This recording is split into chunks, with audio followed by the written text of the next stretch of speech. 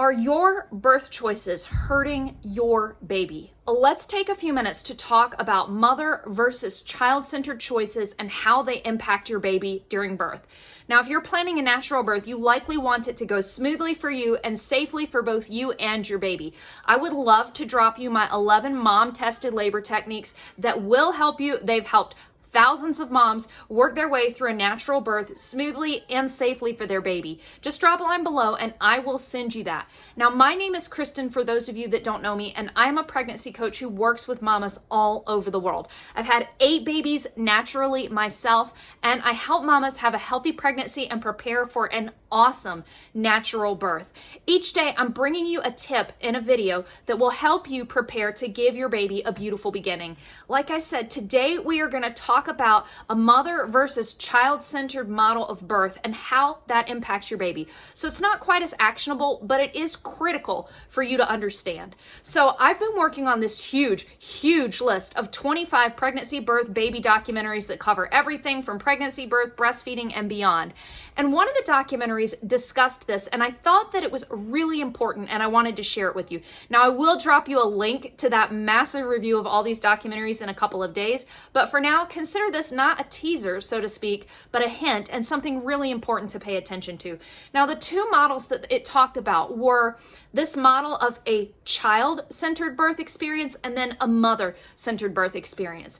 And it looks like in our world today, because this documentary was actually looking at birth in Australia, so this is something worldwide, and we especially see it in developed countries.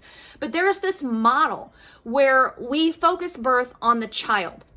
And what this model says is we need to do what's absolutely best for the baby and at any cost to the mother. And usually that's defined by the mother's suffering.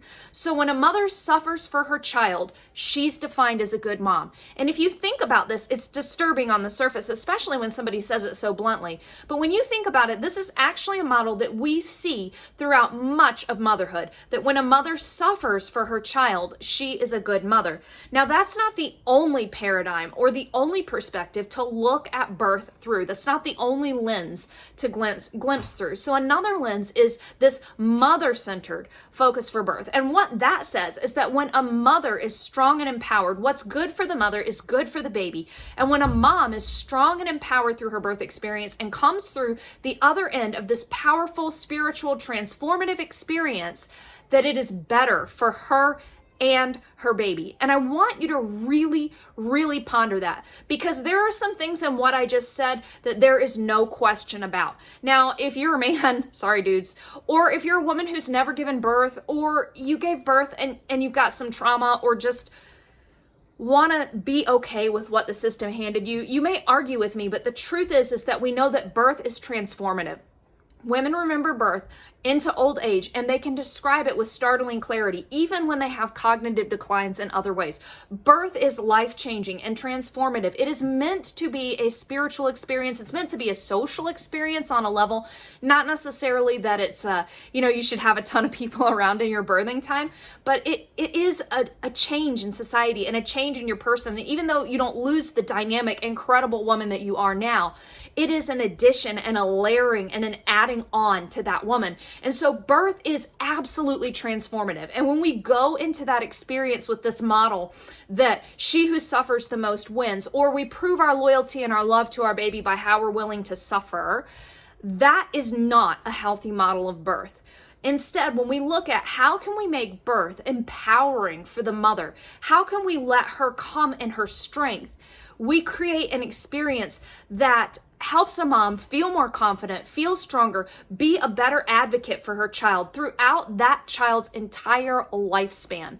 And we know that biologically, physiologically, you could also say spiritually, emotionally, mentally, but if we just go right back to the evidence-based science level of biological, physiological, birth is meant to be an ecstatic experience. The hormones of birth are hormones of ecstasy. They're hormones of powerful transformation.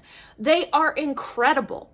And when we don't mess with that, a mother births her baby in strength and power and also in love. All of her hormones are set to make her fall in love with her baby, to make you fall in love with your baby. There is a hero in this birth story. And that hero is not your doctor. It is not your midwife, and it is not your birth partner. In fact, if we were to look at Batman and Robin, maybe he's Robin, but you are Batman. You are Wonder Woman. You are the rock star of this birth.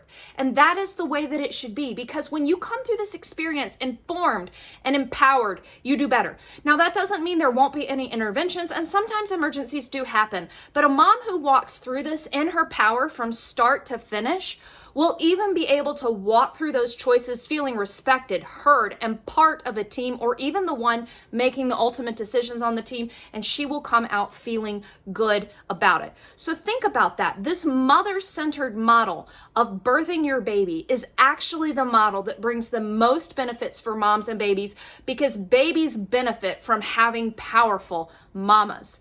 Okay, remember, I've got those 11 mom-tested labor pain techniques. If you're thinking, okay, Kristen, I want to have that rock star birth, how do I do it? Drop me a line below, and I will be back to talk with you tomorrow.